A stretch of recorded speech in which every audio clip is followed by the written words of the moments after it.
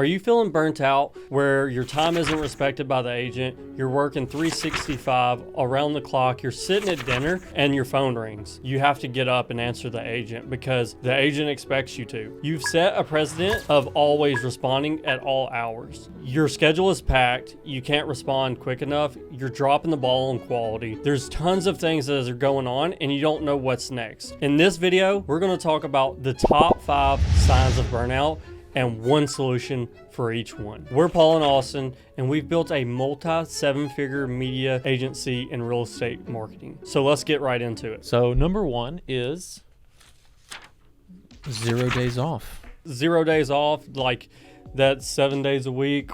The agent doesn't respect your time. And how do you think we were able to, because we were there, so how did we curb the agents to understanding to respect your time? I don't know if we ever successfully totally did that, but it's definitely hiring is your way out of that. Probably admin assistant first, then photographer. But I do think if you set that precedent, like you said, from the get-go, it just continues. Yeah, and even with that, like you may be at a spot where it may not be an admin, like you're actually being the editor as well. We've talked to so many people in this industry where they're actually still editing their photos or their videos. So that can buy back a lot of your time as well. So you can get more shoots in or even respond quicker to your agents. But there are multiple times where you find yourself on a shoot and that agent's messaging you about quality issue because you're the one still sending your media, or wanting to book a shoot and you're the one booking your shoots. Yep. So if that's the sign you're seeing, you need to hire that admin. If you're just staying up late and killing yourself on the editing, you need to hire somebody to do the editing. So that's definitely what I would suggest to do next. Yeah, there's no real excuse, I guess, at this point to really still be editing. Maybe some QC in the mornings, but like if you're still editing your photos, there's 1,000,001 options in today's market, from the auto HDR doing it with AI to like so many great vendors that can do photos and video now. So editing should not be a bottleneck. Admin is huge, but as far as like not having any days off, you're gonna have to get to where you have the second photographer. Because I know when we started out, you know, if a photographer's gone and you don't have any availability, that gives an agent an excuse to leave. Go try someone else. So yeah, and the sign is like if your schedule is consistently booked up for 2 weeks or a week and a half on a consistent basis, that's what you're looking for. And once that's the case, you hire your next photographer. No excuse. And yes, it's going to get into your pocketbook, but you're going to have to be comfortable being uncomfortable if you want to scale it. Yeah. If you want to stay a one-man band, enjoy the burnout. Yeah, exactly. And I will say a further detail: when you hire a photographer, a lot of guys will fill their schedule first, and then just leave the breadcrumbs for the other photographer, especially the 1099 like crowd. Yeah. So like you're not going to build a great companion photographer if all you're throwing in them is the scraps, and now they got to go do Uber or something on the side. I would argue you need to flip that. Yeah. And the free time you get back, go do sales. Yep. Grow your business. Yep. And focus on that. And you're not going to have the retention either. Exactly. Yeah. It's all about relationships in this business. And if your photographers are stressed out about money and all that, they're not going to do a great job on site, and you're just not going to grow. Absolutely. Number 2. What is number 2? Quality plateaus. We see this a lot in some of the older guys that have been in the industry for a while.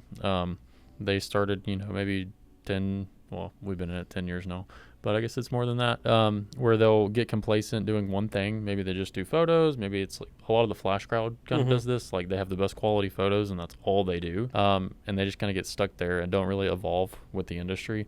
Of course, over the last 10 years, video has been huge. Oh, yeah. Huge. So, I mean, it started out with the more traditional walkthrough videos. Now they're, all the crazy stuff. Not necessarily saying you should chase all the trends and whatnot, but at least keeping up somewhat with what agents are demanding, whether that's 3D tours or better video quality, better photo quality.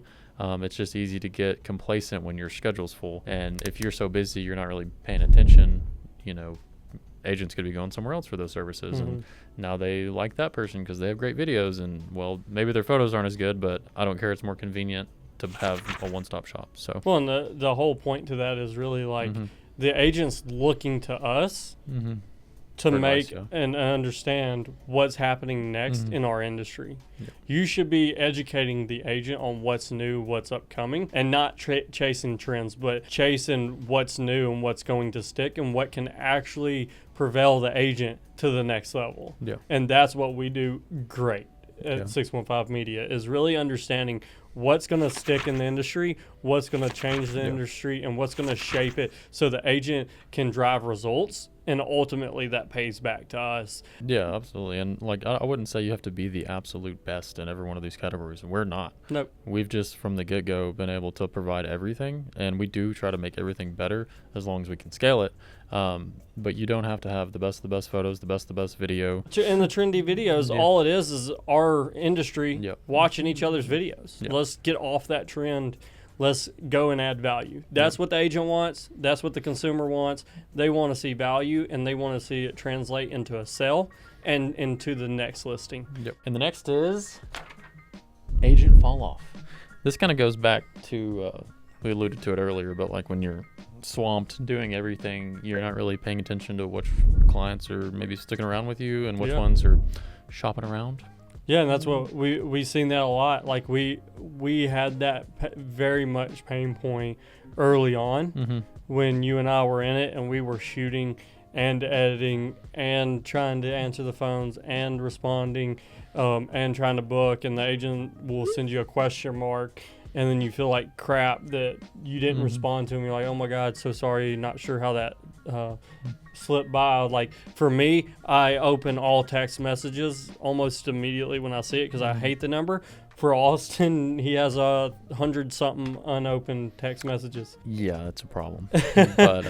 But that's how it's easily missed, because you don't know if there's a new one. And then in my case, I know there's a new one. I opened it. I got in the car, and I totally forgot about it. So then I don't even see the number, so now I forgot. And it's so easy to do when you're in the grind. Like, so easy. But yeah, I mean, I'd say that's something that we really emphasize. Something we got lucky on originally is, I don't know if this was strategic back in the day, but we did hire that admin support immediately. And something we measure our team on today is how quickly they get back to agents, because it's just, it's a non-negotiable. People will just expect great customer service, and a lot of companies in our industry don't really prioritize that. Usually it's more priority on the media quality, which we get, but you really have to do more traditional type business things, which is great customer service, following up, all that jazz. And don't get it wrong, like agents do go other places outside of us after they've used us for a while. Like there are agents that are going to just hop around, and that's okay. It's just like understanding that, and like reach out to that agent and just like, hey, did we do something wrong, or what's the case here? And sometimes it's the case of the homeowner knew somebody that wanted that person.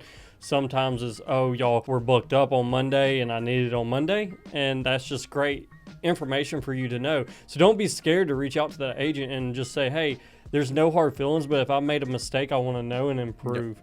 And it's being able to be humble and have that conversation with them, and be prepared if they do tell you the problem, be prepared to accept full accountability and apologize, and then go back to the drawing board and say, how can we fix this? Absolutely. How can we avoid making this problem again? And I think that's where sometimes our egos get in the way of that. Next up, the revenue wall. The revenue wall. Yeah. So obviously you only have so many hours in the day, and you can only shoot so many houses. So how do you break through the revenue wall? So in my opinion, that goes back to when we first talked about 0 days off. It's being able to live on the ramen noodle budget at this point. For a lot of you, you're a single shooter, or you may have a fill-in shooter every now and then. And it goes back to what you said too, of like, we need to get that second shooter more busy than what you are, so you can continue to grow your business. And so that revenue wall, you hire that next shooter, you keep them busy, you're growing, then you're busy again as a shooter, you need to hire another shooter, and like rinse and repeat that cycle. And then you'll learn at our scale, I believe now the hardest thing is people like internally hiring people fast enough and training them the way that has grown this company. And it's really like plug and play at that point. It's just like it turns into a people thing after you have your systems and processes. So building the sales team just really came last year for us. Like we grew by just referrals and just like going out and being intentional with our relationships. That's really what took us to that next level, is just that alone. Is like be intentional with what you do and care about your people that work for you and the people that you serve, and to understand this industry is about serving others, not just about you and taking good photos. Because let's be honest, like out of 10 people that we see, different media people, all of them take good photos. So it's like if you're just trying to focus on the photos or the video, you're missing the whole boat, in my opinion. Yeah, and I think in our industry they get wrapped up in the top line revenue numbers, and they don't really talk about what it takes to get to those numbers. But that doesn't sell courses, so that's probably why it's not as popular. But yeah, I mean, I think it all comes back down to hiring. I guess it comes down to your goal. If your goal is to have a really high paying job, being like that more boutique type situation, that's great. Just know that's where you're going. But if you want to scale, it takes sacrifice for a long time. Yeah, and then if you go on vacation, you're not getting paid. Why did you yank it? Cool. I mean, this one might sound a little redundant, but admin tasks really can soak up your day, and they don't really help you scale. Yeah, so an admin task, to dive a little deeper into that, when we talk about that, it can be from sending photos to answering emails, text messages, phone calls, filling your schedule, honestly. If you have lunch and learns, you need to have coffee with an agent, whatever your schedule looks like, is like really helping you organize your schedule, because you're going 100 miles an hour and making sure you show up on time, make sure you're getting the appointments booked. Agents aren't waiting a long time for anything. So really that's what administrative looks like. They can even do QC early on. Because you probably don't, because a lot of people, I feel like, are going to go, well, I don't have enough time. Like if I pay this person $40,000 a year or whatever an hour, like I don't have enough time to keep them busy. Yeah. Well, when you really look at this, you do. Like you have, if you're at a point where you need somebody, and what that means is like if you're missing the text messages, you're missing the calls, things like that, you need to hire this person. And this person now answers those calls, answers the text, answers the emails. What I would highly recommend is don't use your personal number for a long time. Get a business line. There's so many, there's Google Voice. That's great starting advice, because we still to this day, people will call you. Yeah, and I've gotten away from my personal number, but like my personal number has almost been diluted now that I almost want another phone. But I've had the same number since high school, so I never wanted to switch. Yeah.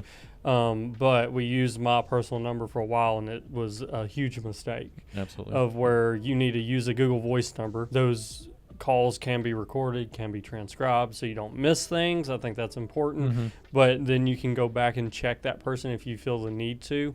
But they should be doing phone calls, emails, text, QCing, talking to your overseas editor, making sure that they're meeting the mark, sending them back like edit changes. If the agent says, can this be Photoshopped, can that be Photoshopped? Early on, we done a lot of that ourselves, then we hired it out. And then now AI is so good that you should be able to teach them how to tell AI to remove the hairbrush or the trash can or whatever it is and get that done. If an agent says, hey, can I get some green grass, they should be able to answer that and send it off or do it themselves to get green grass. Don't skimp out on amazing administrative assistant, I guess is what you'd technically call them. Yeah, so if you found value of this, hit the subscribe button. Give us a comment of what you want to hear next, or if you want a deeper dive into one of these topics, please let us know. We'd love to help you grow your business and scale it.